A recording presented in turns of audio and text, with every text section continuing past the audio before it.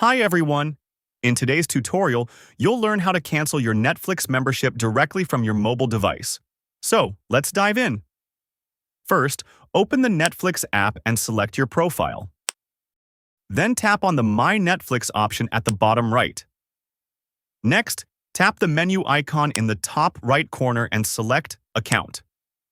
This will open your account settings in a browser. Once the account page opens, scroll down until you find the Cancel Membership option. Tap on it to continue. You'll still have access to Netflix until the end of your current billing period. Now, tap Finish Cancellation to confirm. After that, you'll see a confirmation message, and a verification email will be sent to your registered email address. Netflix may ask for feedback. Simply choose any reason that applies, or select Other and enter your response. Then tap Done. And that's it! Your Netflix membership has been successfully canceled.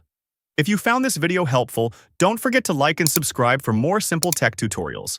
Thanks for watching.